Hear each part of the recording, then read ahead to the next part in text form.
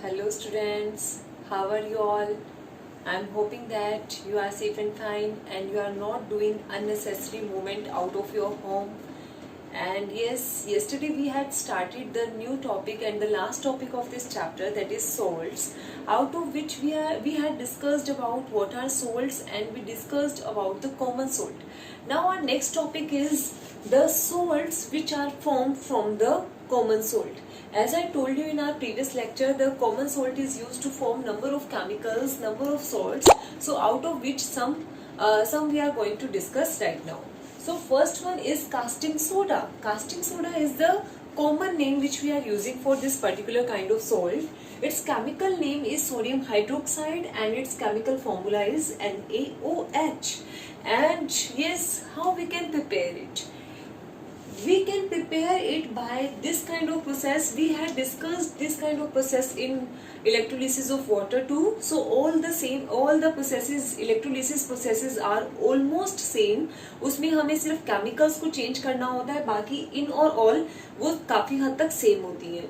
So basically this caustic soda is prepared by a particular kind of reaction जिसको हम बोलते हैं chlor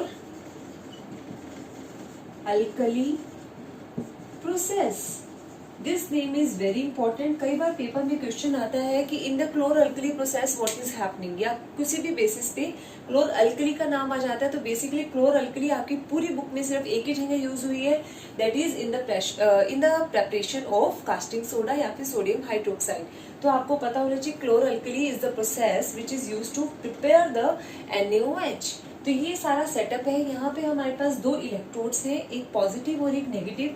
positive is known as anode and negative is known as cathode. So ये हमारे पास anode है and this is cathode. Cathode is negative electrode and anode is positive electrode. ठीक है. तो ये नेगेटिव जो हमारे पास इलेक्ट्रोड होगी उस पे हमेशा जो, और यहाँ पर हमने सॉल्यूशन लिया है. सॉल्यूशन किसका लिया है? Aqua solution of NaCl. Concentrated NaCl है. NaCl हमने यही तो किया कॉमन सॉल्ट से जो भी कोई भी सॉल्ट बन रहे हैं. Common salt is what? NaCl. उसको कंसंट्रेटेड लिया यानी कि ज्यादा कंसंट्रेटेड, पानी कम लिया है, और एक्वस कंडीशन में लिया यानी कि हमने पानी ऐड किया है. तो हम जब इसके अंदर NaCl के अंदर पानी ऐड करते हैं तब क्या होता है? अगर ये प्रोसेस हो रहा है इलेक्ट्रोलिसिस का, हमने इसके अंदर से इलेक्ट्रिसिटी को अगर पास करवाया है, इलेक्ट्रिसिटी को पास करवाया है, तब हमारे पास क्या बनता है? NaOH casting soda, Cl2 and H2. ये हमारे पास प्रोडक्ट बनते हैं. एक्चुअली क्या है, NaCl जो है जैसे ही पानी में गया, as it is a salt, मैंने आपको बताया था सोल्ट अपने कंस्टिट्यूएंट आयंस में टूट जाते हैं. तो ये यहाँ पर सोडियम आयन बनाएगा और क्लोराइड आयन बनाएगा. पानी से हमारे पास H पॉजिटिव आयन आएगा और OH नेगेटिव आयन आएगा. तो यस, यहाँ पर क्या होता है कि हमारे पास दो प्रोसेसेस होते हैं. कहाँ लिखूं? यही लिख देती हूँ. At cathode and at anode.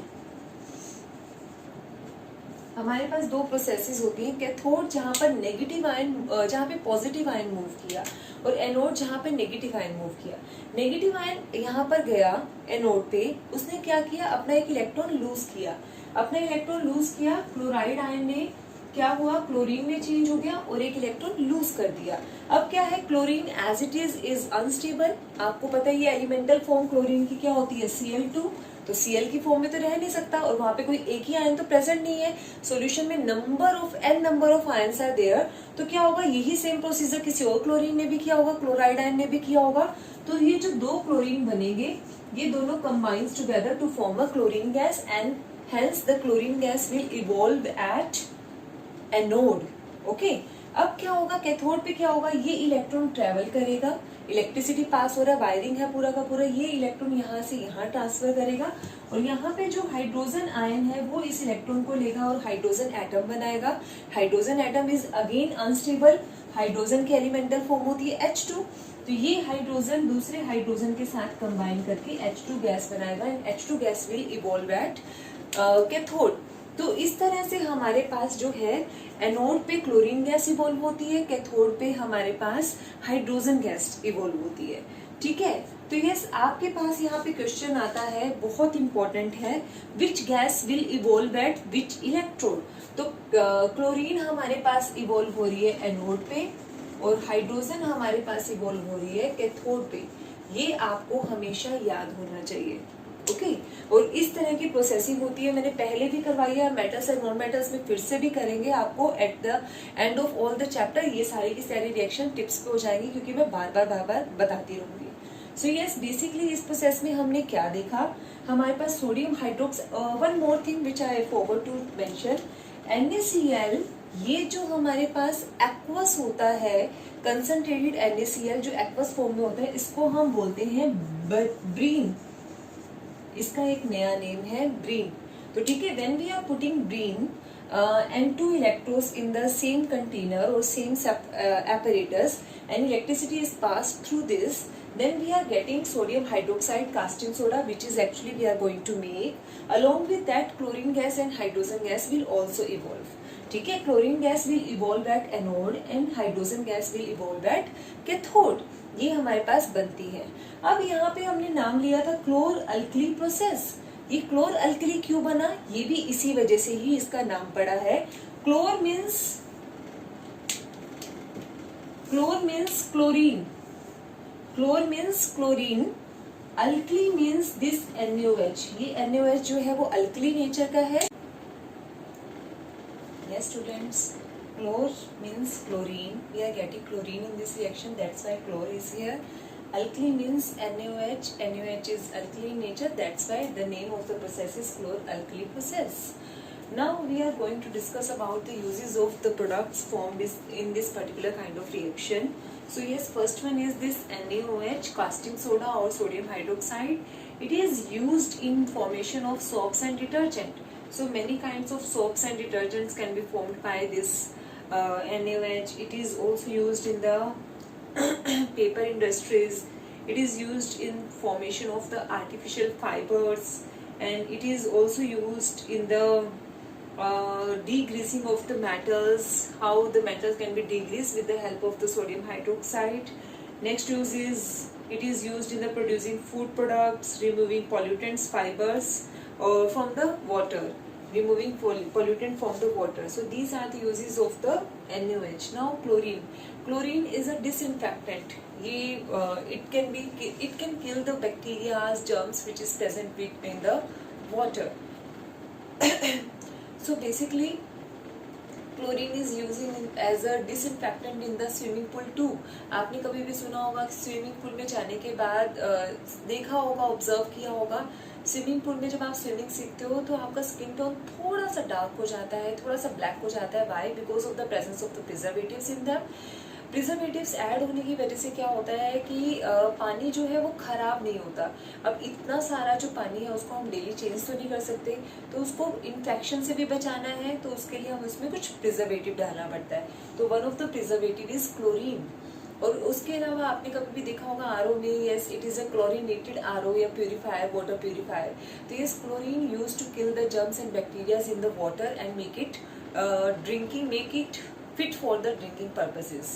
और उसके अलावा अगर हम क्लोरीन का यूज देखें तो chlorine can be use in formation of the different kinds of the chemicals, like हम उसको ब्लीचिंग पाउडर बनाने के लिए, हाइड्रोक्लोरिक एसिड बनाने के लिए, इन सब चीज़ों में यूज कर सकते हैं।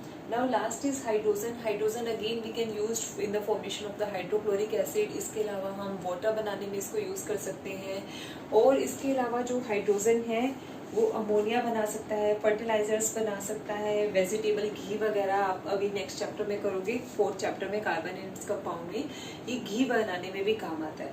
सो these are the uses of H2।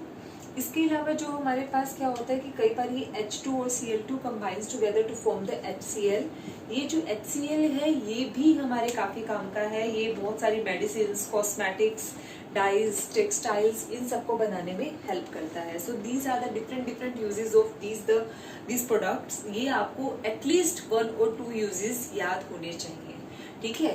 इसके अलावा इसमें जो ये मेजर 2 प्रोडक्ट्स बनते हैं, NaOH, sodium hydroxide and chlorine combines together to form sodium hypochlorite, NaCl, sodium hypochlorite chloride, ये हमारे पास बनता है। ये actually it is a preservative, it is sorry a bleaching agent. Bleaching agent का यही काम है कि वो डीकलर करने का काम करता है किसी भी कलर्ड कपड़े को। तो yes, it is used as a bleaching agent in the household things at a small level, तो हम इसको भी यूज कर सकते हैं।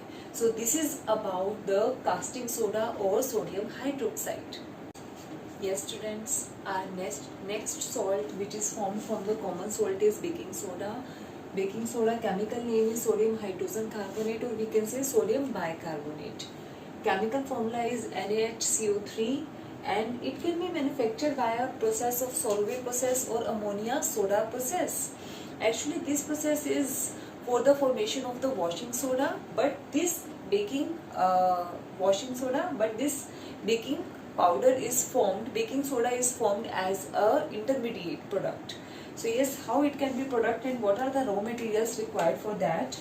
We required a brine, ammonia, carbon dioxide, water. They combines to form sodium bicarbonate, which is baking soda, and ammonium chloride. You have to write the names too. Yes, it is sodium chloride, ammonia, carbon dioxide, water, baking soda, and ammonium chloride. So these are the products formed. Sodium bicarbonate is a product and ammonium chloride is a byproduct formed in this reaction. So by this reaction we can get the sodium bicarbonate. Now what are the properties of this sodium bicarbonate?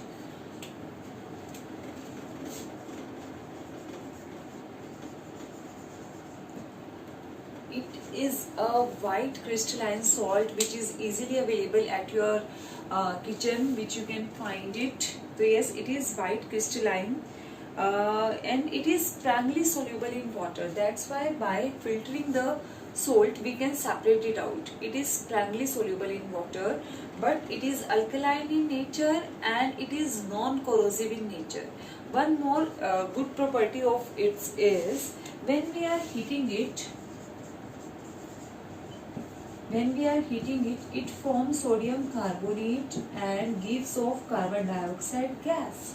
So yes, on heating it can give the carbon dioxide gas, and actually this carbon dioxide gas which we are using in our cakes, in our pastries, in our biscuits, basically in the baking purposes, and this CO2 actually get entrapped into the dough and make it fluffy and soft. क्या होता है कि जब हम cake बनाते हैं, cake बनाने में हम उसे गर्म तो करेंगे ही करेंगे, तो ये बेकिंग सोडा क्या होता है, चेंज हो जाता है CO2 के अंदर। CO2 हमारा जो भी डो है, आटा है, उसके अंदर बीच में एंट्रैप हो जाते हैं CO2 के पार्टिकल और उसको फुला देते हैं, फ्लफी बना देते हैं, सॉफ्ट बना देते हैं। So that is how we can use this baking soda. Now next one is what are the uses of it. हम इसको कहाँ कहाँ पर यूज करते हैं बेकिंग सोडा को? We are using it in the medicines as an antacid. हम इसको एंटासिड की तरह यूज कर सकते हैं क्योंकि ये बेसिक नेचर का है, तो it can be used as antacid. Yes, next is its uses. It can used as an antacid because it is basic in nature. तो बेसिक नेचर की होने की वजह से ये एंटासिड की तरह हम इसको यूज कर सकते हैं। Next one is it is used in the formation of baking powder. Baking soda and baking powder are two different things. Baking soda is just a sodium hydrogen carbonate, but baking powder is a combination of sodium hydrogen carbonate along with a mild acid or eatable acid. It can be a tartaric acid or it can be a citric acid. ठीक है, so yes, its combination is known as baking powder.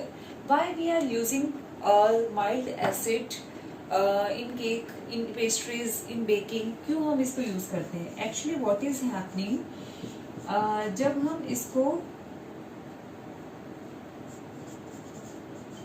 mild acid के साथ treat करवाते हैं, then we get sodium ion, CO2 gas, and we can get water.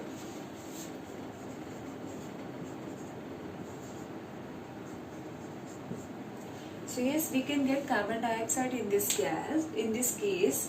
And क्या होता है कि ये कार्बन डाइऑक्साइड तो मैंने आपको बताया हम कहाँ यूज करते हैं, but why we are using mild acid, क्या होता है कि actually because of its heating, ये जब हम इसको हीट करते हैं, हीटिंग तो होगा ही होगा जब केक बनेगा, तो हमारे पास सोडियम कार्बोनेट बनता है जिसका टेस्ट जो है वो अच्छा नहीं होता है, वो केक को जो हमारे बिटर बना देता है, खारा बना देता है. But in case of this acid, this base will neutralise and neutral reaction हो जाएगी और केक जो है हमारा वो खराब टेस्ट होने से बच जाएगा.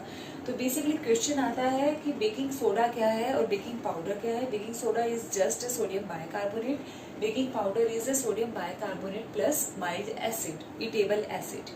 ठीक है, और why we are using it, इसका नेम पूछा जाता है. लास्ट टाइम प्री बोर्ड में ये क्वेश्चन था, नेम क्या हो सकता है. It can be tartaric acid, citric acid, eatable acid. और why it is present, because to neutralise this effect. तो इस तरह से हम इसको यूज कर सकते हैं. पहला यूज हमने किया एंटासिड की तरह, दूसरा यूज हमने किया information of baking powder, and third one use is the in fire extinguishers. क्या होता है कि फायर एक्सटिंग्विशर्स के अंदर ये कंटेनर है, यहाँ पर हमारे पास HCl को बाउंड कर देते हैं और ये हमारा है सोडियम बाइकार्बोनेट. ये दोनों रिएक्ट करके क्या बनाते हैं, ये इसी तरह का रिएक्शन हो जाता है और CO2 गैस रिलीज होता है. And this CO2 is used in formation of the blanket over the fire thing. And इस तरह से जो है आग बुझ जाती है. तो इस तरह से CO2 रिलीज होती है which is used as a fire extinguishers. So now last salt which is from the common salt and last topic for today's class is washing soda. Washing soda chemical name is sodium carbonate decahydrate and its formula is Na2CO3 10H2O.